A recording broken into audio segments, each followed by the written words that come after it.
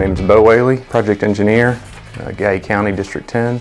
My name is Larry Ruff. I work with Allard Excavation. I'm Daniel McDonald. I'm the area engineer for the project on Gallia 7. My name's Greg Greenlee. I'm with Allard Excavation.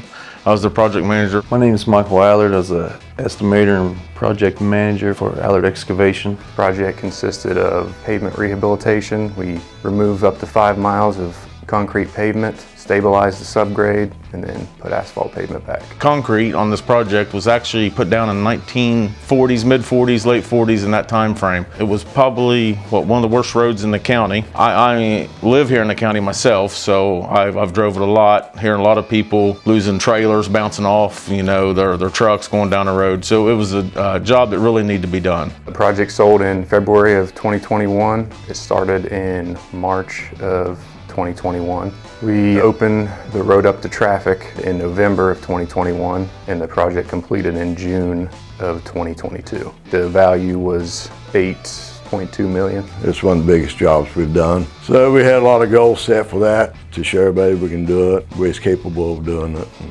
getting it done in a timely manner. Jack Ford was the facilitator on this project, and our relationship with him and the district goes back decades. We knew he was a project first kind of guy, so that really helped to have him involved in this project. The initial partnering meeting with Jack Ford kind of helped establish the lines of communication, helped identify issues. Jack was a lot of help and helping us get stuff lined out to get the project going. Overall, I think it was a really good process. He gave us good guidance in which direction we should go and how to resolve the issues as they came up. Our second meeting with Jack was in, I think, July, and that was a critical point in the project. We found ourselves 4, maybe 6 weeks behind schedule. He opened up a lot of discussion about different ways, different things we needed to discuss to be able to try to bring this project in. That was a major thing that turned this project around. I think right off the bat we were 2 or 3 weeks ahead of schedule, but it was short-lived because of weather and the different obstacles, the cement stabilization problems. The biggest issue on the project was in regards to the stabilization process. Phase 2 is when we first started to notice our subgrade issues. We initially began with 5% cement at 12 inches. 2 weeks after the stabilization occurred and pavement was put down, we began to have failures in the asphalt itself. It was kind of spotty where there were just basically pockets of this subgrade that were bad, but that was enough for us to kind of consider increasing this cement and depth as well. And then in phase 4, we took soil samples from phase 3 locations adjacent to these pockets, and the test results suggested that we increased the cement in these areas up to 8% at 16 inches. Obviously, when you jump up to 16%, you need 3 times as much cement. We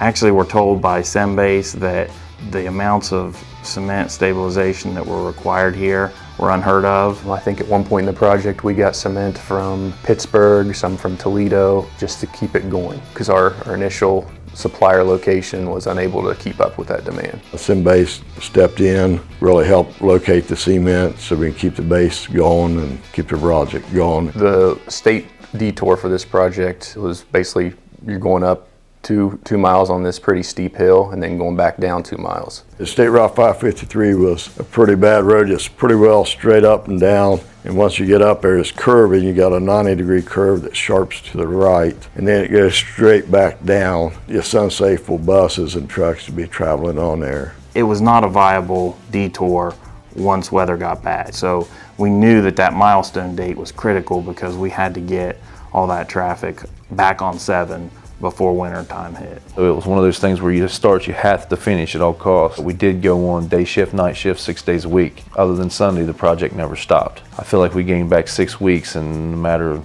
1 or 2 phases. The other goals, we had bald eagle in the area, which there's a plan note. We had to avoid this 800-foot section of the project between January and September of 2021. There was an ice storm the winter before the project sold, and we knew that the eagle nest was an issue. The weight of the ice caused the branch to break that the eagle's nest was in, and we thought, oh great, we're not gonna have to worry about that now. But it turns out that the eagles are pretty industrious, and they ended up building right back a few hundred feet from where they'd originally had the nest. We had to get with Bo and Danny, discuss how we had to move the project back a little bit further so it wouldn't delay the project, and everybody worked together to keep the project moving.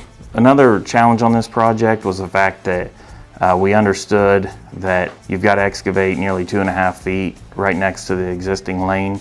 And while we knew we couldn't maintain traffic, we thought that we could make it work to maintain access to the residents that lived on the road. There was a lot of residents inside the work zone. I think by the end of the job, we got to know all of them pretty well. I think several of them had my personal number, communicated with local farmers, which was honestly a big deal, getting into them from their fields.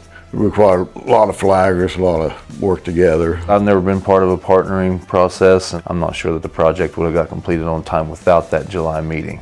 So definitely made a believer for me. We've worked with Allard Excavating a lot before, but never on this scale. So it has helped our relationship going forward. We know what they're about, and know that they can get the work done when it has to be done. But the partnership does work. Everybody's got to give it a chance, be open-minded about it.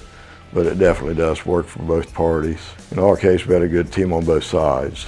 I think this project, at least for me, is proof that partnering is really beneficial to both the state and the contractor. Communication was key, and just building the relationship right off the bat was really big in kind of helping this project get done.